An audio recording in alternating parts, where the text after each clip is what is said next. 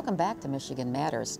Talk of politics dominated the conference. With so many elected officials running for re-election or trying to get elected, things revolved around politics on the porch and at the conference. Everybody was posturing. It was all about political moves.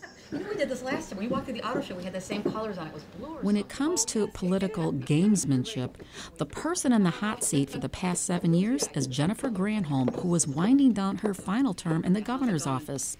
We had a chance to visit at the governor's summer residence and take a few minutes from a hectic conference schedule to talk. I'm not prepared to do a swan song yet because we do have 6 more months of a lot of hard work to do. But I think anybody looking at what Michigan has been through this past decade would acknowledge that this has been a decade where Michigan's economy has fundamentally changed. And we have got to build on those changes by diversifying the economy and educating our citizens. It's not something that you can do overnight.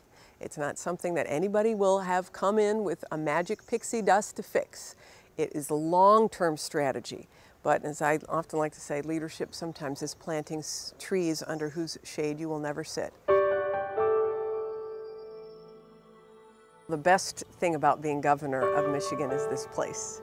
It is a magical place. And when you look out on the porch at the streets of Mackinac, there is no way that any governor could come away from this place and not be an optimist about Michigan's future.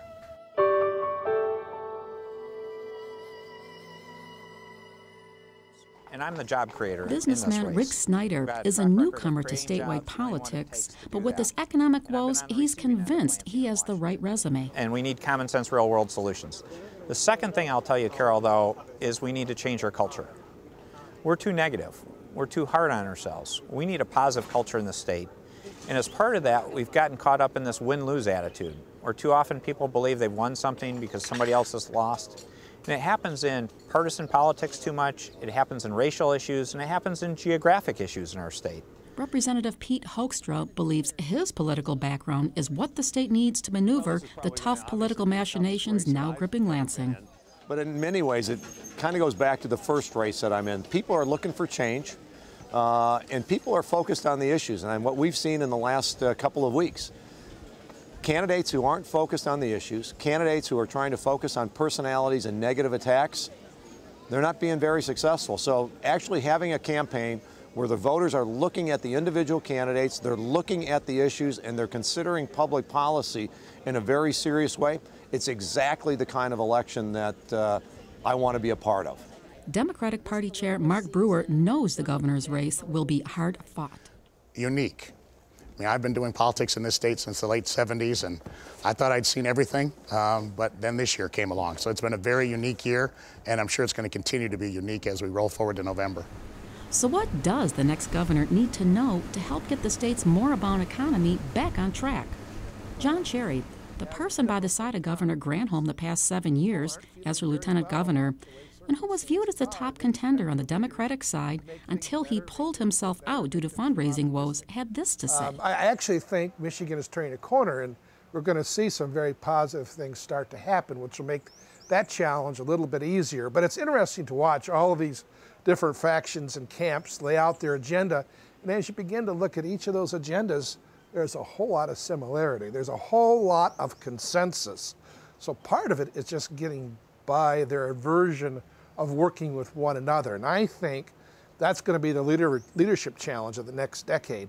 People already understand what really needs to be done to make Michigan complete this turnaround, but it's getting people to put their traditional animosities aside and work together to get that done. Congressman John Dingell, the longest-serving member of Congress, has taken the long-term view of things like national health care, and he offered this about Michigan's prospects. There's a tremendous desire on the part of our people to bring the state together, to work together, to make the economy go, to restore some of the wonderful greatness that existed in our state. And I think you can see a desire, a very powerful desire on their part, to have a government which will provide the leadership and the help that's necessary, not only in bringing our people together, but implementing the people's will and addressing the very hard questions like budget, jobs, the economy, the environment, all the other questions that they've got to deal with in probably the most difficult competitive world situation I've ever seen. Newt Gingrich, who wound down the Chamber's Mackinac conference by offering to donate his services to help Detroit try and win a 10-year tax-free zone to learn businesses, summed it up. Your children's future, your grandchildren's future, your state's future, and your country's future is worth the courage to do what it takes. Be not afraid. The thing about politics in Michigan, it's kind of like Michigan's weather. You wait a few minutes, the whole thing can change. That's it for today's special. We hope you enjoyed our special look into what's ahead for Detroit, our region, and the state. Till next time, I'm Carol Kane.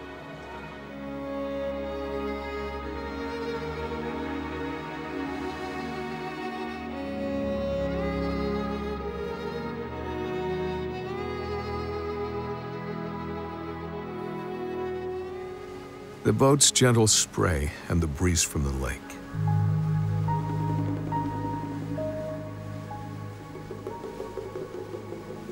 Will carry you off as this venture you take.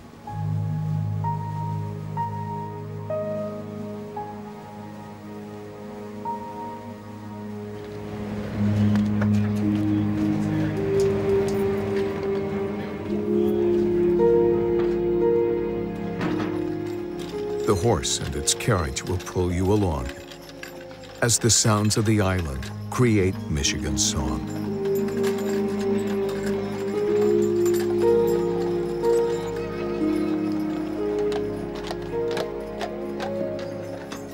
A landmark hotel.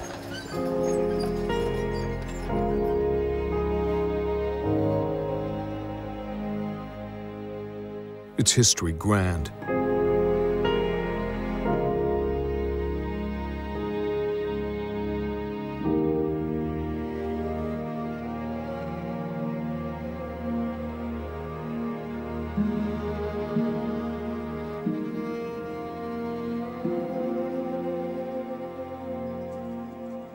Remembers the past as you survey the land.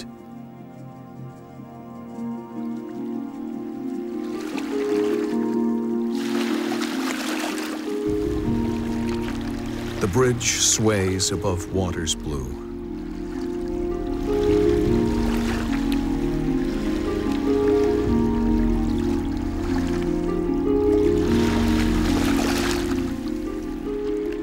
Michigan is calling.